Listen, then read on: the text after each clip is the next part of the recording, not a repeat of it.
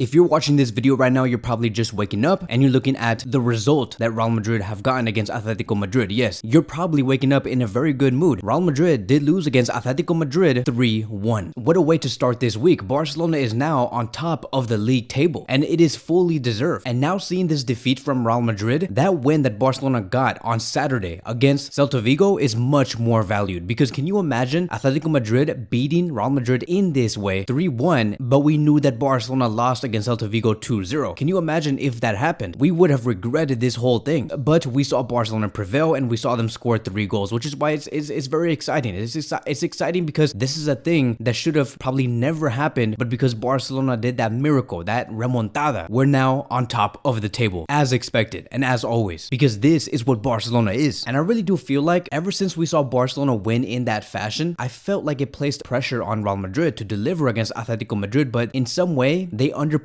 and they felt very nervous. They felt the pressure, and so that is why we saw Atletico Madrid score 3 goals against them. They looked very weak defending those crosses and looked very weak defending those aerial duels, which is how Atletico Madrid got the majority of their goals. It was through headers. So I do want to talk about a few things, right? Point number 1, Bellingham. If you're gonna come over here and tell me that Bellingham did that tackle and it wasn't a red card, then you're wrong. That tackle that Bellingham did to one of the Atletico Madrid players in the last 2 or 3 minutes of the match was a straight red card. Can you imagine if a player like Gavi did that? Gavi probably would have seen a 5-month match suspension if he did the exact same thing that Bellingham did. But because Bellingham is a Real Madrid player, he's protected, 100% protected. The ref was probably like, don't worry, I know that it was a harsh tackle, but I got you. Don't worry about it. I won't give you a red card. I won't give you a yellow card. You're okay. As a matter of fact, just to hide it, I'll give you a yellow card, but nothing more, right? We love you, and as long as Florentino Perez continues to pay as well, we'll protect you 100%. But like I've said, if it was Gavi, it would have been a much different story. So to me, I found that as a straight red card. And you may also say, right, you may say, Kevin, you have a lot of favoritism because we saw one of the defenders of Atletico Madrid slide tackle Rodrigo, and that should have been a red card. If you think that Bellingham's tackle was a red card, then you should also say that Rodrigo was badly fouled and Atletico Madrid should have seen a red card. Well, I don't think so. Like, just look at this video. What do you see? Who do you see getting the most hit? Do you see Rodrigo getting hit more, or do you see the other player from Atletico Madrid getting hit more? Because to me, it seems like Rodrigo was not even touched. And so you can't come over here and tell me that the tackle that the Atletico Madrid defender did was a foul, because it really wasn't. So already we saw early favoritism that was going in favor of Real Madrid. And let me tell you, this is exactly how Real Madrid want to win their games. It's through calls like this. They were asking for a red card for Jose Jimenez on that tackle that he did against Rodrigo. And I'm like, are you crazy? And then later, after they get that red card and they play against 10 men and then Real Madrid win the match, the next day we're going to hear so many newspapers claim that Real Madrid did a masterclass, right? A masterclass performance. But no, it didn't work this time. It really didn't. Simeone did enough to tackle Real Madrid in the correct way and scoring 3 goals past this team. And so to me, I feel like Real Madrid got exposed because they're really bad out of possession. They can't defend crosses. Bellingham was playing as like some sort of second striker and he looked very uncomfortable. They thought that because he was able to score so many late goal winners that he would be a great second striker, but he didn't really do much and he looked very frustrated. And this Real Madrid team does not know how to move players into open space in order to create passing lanes. They just don't do that. They look very stagnant in my opinion. And so to me, I see a team that cannot cope without Vinicius Jr. Like, this team really does miss Vini, and I'm sure that a lot of the Madrid fans do miss Vinicius Jr. Now you can sit here and tell me, Kevin, that is because Vinicius Jr. is a great player, and that's exactly the problem that Real Madrid have. You depend on your best player, on Vinicius. Now I know where you're also going to be saying. You may also say, but Kevin, that is what Barcelona is. Barcelona are doing that right now. But let me ask you this: who is Barcelona depending on? Like, tell me, who right now, at this moment, this season, under Xavi, who is Barcelona really depending on? Because we have seen multiple players experience a lot of injuries, and I have yet to see Barcelona take a hit off of those injuries. Like, yes, of course, if Barcelona have 4 important players out because of injuries, then yes, Barcelona could struggle. But my man, let me tell you, Barcelona just blew 10 goals against Antwerp and against Real Betis, and they did it without Araujo, which is Barcelona's best defender, and without Pedri, Barcelona's best creator. They don't have excuses. Barcelona does not have excuses. They can't permit that, and they create players within their squad that can fill in for those absences. Right now, Real Madrid cannot do that with Vinicius Jr. And Barcelona also just blew 3 goals against Celta Vigo, and at that time when Barcelona were scoring those 3 goals, we did not have Frankie de Jong, who is probably the best midfielder at the moment in La Liga, and we did it without Pedri. And so now I'm starting to see that not only are you guys moving away from depending on Vinicius Jr., but you guys are now depending on Bellingham to score you guys a last-minute goal winner. So you guys went from Vinicius FC to Bellingham FC. You guys have never once been Real Madrid FC, not once. And that's what happens when you have such a weak sporting project. You just depend on one player and just say, this is a masterclass of Real Madrid. But no, what everybody and what the world is seeing is Real Madrid shifting from one player to another, depending on one player to another. Barcelona do not do that. And so really, after spending millions on Camavinga, millions on Bellingham, millions on Tchouaméni, you're gonna tell me that you guys struggled to score a goal against Atletico Madrid to make it 3-2 or 3-3 and just say that we struggled because of Vinicius? Really? You spent almost 300 million euros on world-class players only for you guys to do this against Atletico Madrid, and then you have Gavi, who did not cost not a single euro, contributing to the last-minute goal for Barcelona that led towards Barcelona going into first place. How embarrassing is that? Another point that I do want to make is that, look, in a few hours, right, I don't know what time is it for you guys, but in the morning time in Spain, there's going to be a lot of newspapers not claiming that Real Madrid did bad against Atletico Madrid. But if Barcelona did this and they lost against Atletico Madrid 3-1, you're going to see a lot of newspapers claiming Xavi out, Xavi should be sacked, Barcelona's finished, Barcelona's going through a crisis. But with Real Madrid, there's nothing. So like there's always going to be this huge agenda against Barcelona, always. If Barcelona make one mistake, it's the end of the world. If Real Madrid make 10 different mistakes, it's nothing. It's okay. Everything's going to be fine. That is why it is so hard to be a Barcelona fan, and that is why it's also very important for us, right, and in this YouTube channel to stick together. And so look, I want to give props to Atletico Madrid because, you know, to me, I just see a very different team. I was looking at this team earlier today and I'm like, okay, gone are the days of the 2014-2015 team when they had Arda Turan, Godin, Miranda, Juan Fran, Koke, Gabi. Like, gone are those days. Now it's a very different team, a team that I would say looks much more fluid, much more attacking focus, with Griezmann, Memphis Depay, Morata, players like Saul, Llorente really do give a lot of promise. I really liked their starting 11. They had a 5-man backline and they did what they could against Real Madrid. They played a 5-3-2 and they were still able to score 3 goals. Very impressive in my opinion. And it was so crazy to see Griezmann doing well against Real Madrid. I think that he was fundamental to Atletico Madrid finding that 2-1, and he was also key to multiple build-ups. It's a shame that he couldn't work at Barcelona, but here he is at Atletico Madrid, inspiring this team to do great in La Liga this season. Diego Simeone also had a few words about Griezmann, and this is what he said. Griezmann has no difficulty defending, going back, suffering, in playing the type of game he plays at all times. Young people should copy this type of thing. He's basically stating that what Griezmann is doing is amazing, right? The fact that he's able to track back, defend, even though he's like a second striker or a attacking midfielder, it is phenomenal. And the work does show. This is the reason why we praise Gavi so much, is because he's able to hustle so much. Very similar to Antoine Griezmann. Even though we know that Gavi is supposed to be like some sort of central midfielder, he is still someone who acts almost like a center back and is always able to win the ball back as fast as possible. I also want to give props to Girona, right? They're tied with Barcelona in points. The only difference is goal difference, which is why Barcelona is above Girona. They're unbeaten currently. They only tied once against Real Sociedad. Barcelona also helped Girona this summer by sending Eric Garcia and Pablo Torre, but I'm very happy for Girona and what they're doing and accomplishing. I heard that Girona and Barcelona have a great relationship, and especially between the fans. So they have a great defense too, like Daily Blind or Daily Blind, Eric Garcia, Gauto, who is on loan from Man City, Arnau Martinez, a player that Barcelona wanted, who is a right back, and overall, Girona is a great team, right? They're in second place in terms of goals per 90 with a total of 2.7. They're also in second place in La Liga in terms of chances created with a total of 17, just behind FC Barcelona, who are in first place in both of these stats. So our next game is going to be against Mallorca. There is going to be a pre-match preview that will be posted in a couple of hours. Keep in mind, Mallorca is a team that just played against Girona and they just lost 5-3. So we'll see what Barcelona can do against Mallorca at their home. It's going to be very interesting, a lot of fun. I expect Mallorca to sit back, play a very ugly game, and Barcelona's going to have to go through another game where they're going to have to figure out the deep block. So we'll see. Thank you guys so much for watching, and I will see you guys in the next one.